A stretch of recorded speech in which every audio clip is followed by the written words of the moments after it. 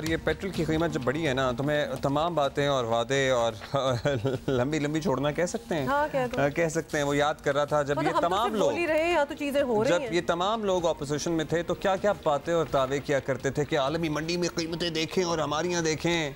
तो सर आलमी मंडी में कीमतें आप देख लें और अपनी आप देख लें। आलमी मंडी में नीचे जाता पेट्रोल, पाकिस्तान में मजीद सुभान अल्लाह महंगा हो गया है। हुकूमत ने ईद उल फितर से पहले बहुत ही बैड टाइमिंग्स हैं। कीमत में 10 रुपये फ़ी लीटर का इजाफा कर दिया है। नई कीमत 282 रुपीज़ फ़ी लीटर मुकर्रर की गई है। मट्टी के तेल की कीमत में 5 रुपये 78 पैसे फ़ी लीटर इजाफा कर दिया गया है। ISP डीजल और लाइट डीजल ऑयल की कीमत किसी रद्दोबदल के बगैर बरकरार रहेगी। अच्छा, कैन यू इमेजिन कि लोगों के पास अब ऑब्वियसली हर किसी की असलियत और हालात तो उनको पता है ना कि क्या होती है। तो वी हैव हर्ड और फुटेजेस भी जो हम देखते हैं, लिटरली पूरा लीटर भी नहीं डलवा सकते लोग। इतना मुश्किल हो गया, इतना महंगा हो गया, इतनी बजटिंग करनी पड़ती है कि it's seriously very expensive for people. तो इदारा शुमारियात की हालिया रिपोर्ट हमें बता रही है कि महंगाई की शरह 44.61% पर रिकॉर्ड की गई है। सब जानते हैं कि पेट्रोल की कीमत बढ़ने से महंगाई की एक और नई लहर आती है।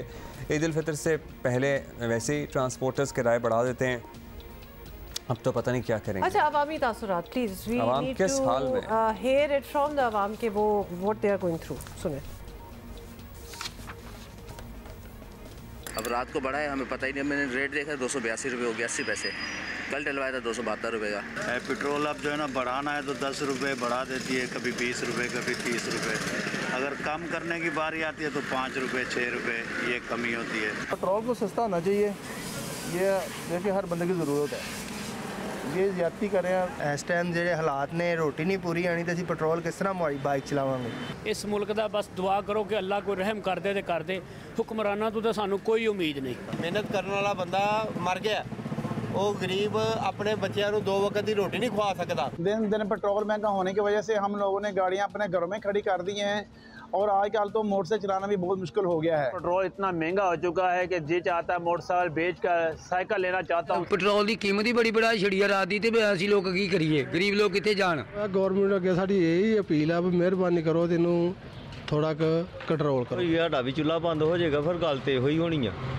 हाँ, अगे कुछ नहीं बचता, 1500 का 1800 का, फिर 300 फेरे का बचता, सानू तो की बनेगा साडा। रातों रात 10 रुपये पेट्रोल की कीमतों में इजाफा करके आवाम को ईद पर महंगाई का तोहफा जो दिया है वो नहायत ही एक अफसोस की बात है। गवर्नमेंट ने कहते 10 रुपये रात पेट्रोल बढ़ाया वा, ये पेट्रोल का बम डिग्या आवाम से, लिहाजा महंगाई पहले ही बहुत ज़्यादा थी।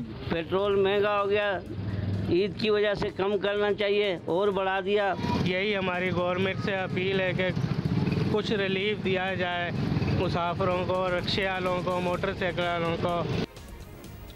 जब लोग ये बात करते हैं ना, ये खाने पीने की भी बातें होती हैं कि हमें तो ये खुराक ही देना, बच्चों के लिए 2 वक्त का खाना ही देना मुश्किल है, तो फिर भी आपका दिल हिल जाता है कि ये बात कब ख़त्म होगी। सो लेट्स से कि मोटरसाइकिल वालों का जो रिलीफ का प्रोग्राम है वो कब तक नाफिजुल अमल होता है। We all are waiting for that as well. वज़ारत ख़ज़ाना के साबिक़ मुशीर माहिर मईशत डॉक्टर खाकान नजीब हमारे साथ मौजूद हैं, उनसे बात करते हैं। डॉक्टर साहब, हुकूमत ने पेट्रोल का रेट मज़ीद बढ़ा दिया है। आलमी मंडी में तो कीमतें कम हो रही हैं, उसके बावजूद यहाँ बढ़ाया जा रहा है, तो महंगाई की शरह वैसे ही आपको पता है 40-45 के आगे पीछे घूम रही है।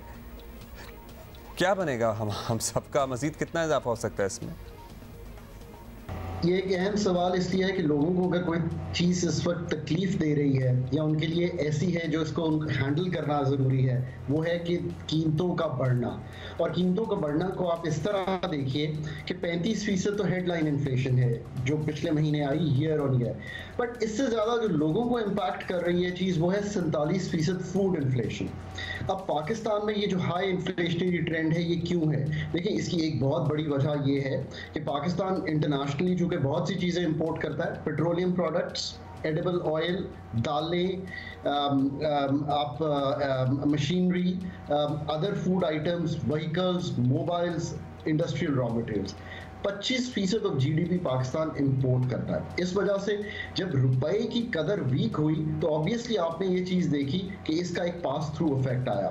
जो पेट्रोलियम प्रोडक्ट्स में भी आप देख रहे हैं, अगर इवन इंटरनेशनली कीमत जो है वो स्टेबलाइज भी होती है तो जो रुपए का इम्पैक्ट है वो लोगों पे आता है। अभी अगर पेट्रोल की वो ले, मैं ओगरा की समरी भी देख रहा था, आई थिंक उन्होंने तो शायद 300 के करीब इसको रिकमेंड किया था, बट हुकूमत ने कुछ उसको संभाल के थोड़ा सा उसको कम पास ऑन किया। तो इसका मतलब क्या हम समझें कि आगे जाके मज़ीद ज़्यादा होगी? कुछ ये आप ज़रूर समझा दें। एंड ऑल्सो हुकूमत जब ये तोजी देती है ना कि जी IMF की शर्तें हैं, माननी पड़ेंगी, क्या करें, तो पेट्रोल से मुतालिक IMF की शर्तें मानने के बाद क्या रिलीफ का कोई मार्जिन नहीं निकलता, ख़ास तौर पे जब इंटरनेशनल कीमतों में कमी हो?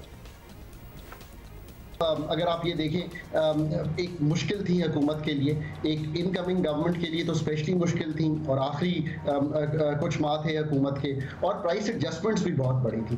But the good news is कि आई थिंक ये एडजस्टमेंट्स का जो बोझ है वो गुजर चुका है। एनर्जी का स्पेशली जो प्राइस एडजस्टमेंट्स हुई, रुपए की कदर को मार्केट बेस्ड एक्सचेंज रेट पर डिटर्मिन करने देना, सब्सिडीज़ को बड़े इंडस्ट्रियल ग्रुप से उठा के सिर्फ टारगेट करना to the income support program, I think ये सब चीज़ें हमने कर ली हैं। और आखिरी चीज वही जो 170 अरब के टैक्सेस लगे। सो आने वाले दिनों में आई थिंक इससे ज्यादा शायद कोई मुश्किल चीजें आने वाली नहीं है इन द शॉर्ट टर्म। और मैं शॉर्ट रन की जब बात कर रहा हूं तो मैं अगले 3 माह की बात कर रहा हूं। अच्छा डॉक्टर साहब, ये फरमाइएगा कि एक सिल्वर लाइनिंग ये भी कह सकते हैं कि कुछ गारंटियाँ मिलने के बाद हुकूमत और IMF दोनों पर एतमाद है कि कुछ हो जाएगा मुआहिदा। आपको कब तक ये स्टाफ लेवल या किसी एग्रीमेंट पर पहुँचते हुए नज़र आ रहे हैं हम लोग? आप लोगों ने ये अच्छा वर्ड यूज किया है सिल्वर लाइनिंग का, and the reason I say that is कि पाकिस्तान जब कोविड से निकला तो सिल्वर लाइनिंग यही थी कि IMF के प्रोग्राम में था। आप ये देखिए कि दूसरे 2 ममालिक आपके जो रीजन के हैं, बांग्लादेश नहीं था IMF के प्रोग्राम में, वो 35 अरब डॉलर के ज़खायर होते हुए भी IMF के प्रोग्राम में चला गया कि कोई चैलेंज ना खड़ा हो।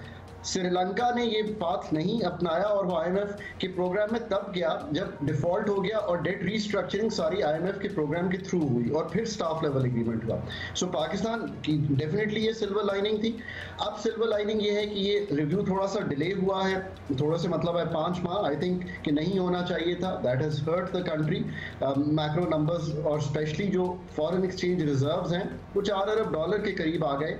एक सतह पे तो 2.9 बिलियन चले गए थे।